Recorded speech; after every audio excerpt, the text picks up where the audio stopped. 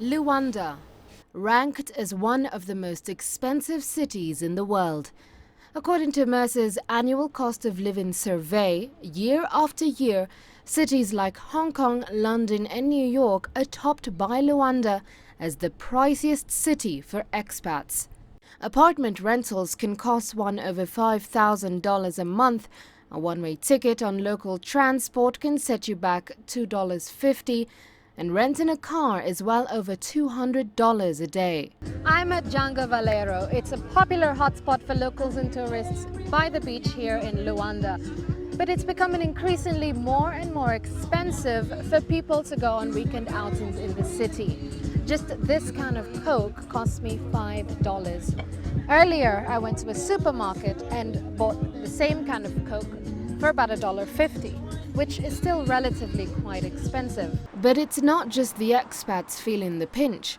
The average Angolan lives on $2 a day, which means they cannot access basic necessities.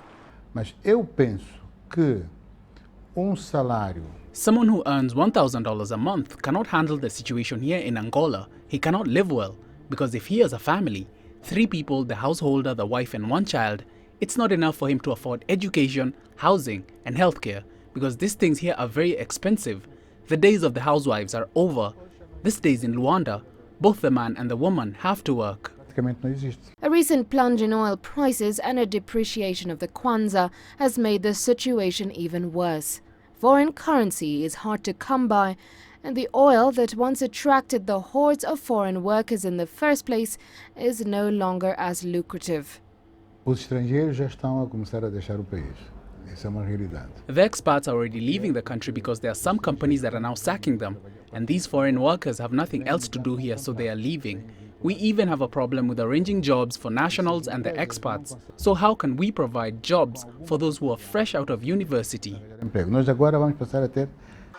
Despite the situation, people like Marcelo Pascual is determined not to let the financial crisis stop him from taking time out to enjoy the weekend with his family, even if it means working more than one job. O custo de vida em Luanda não está nada fácil, né?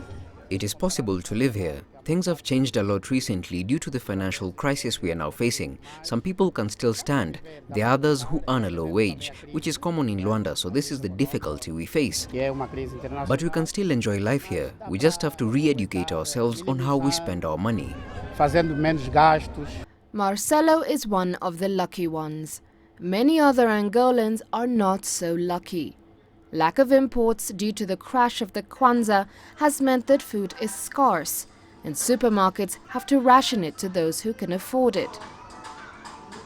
There are fears of what could happen if the financial crisis, which is the worst since the end of the Civil War, continues much longer. Maria Galang, CCTV, Luanda, Angola.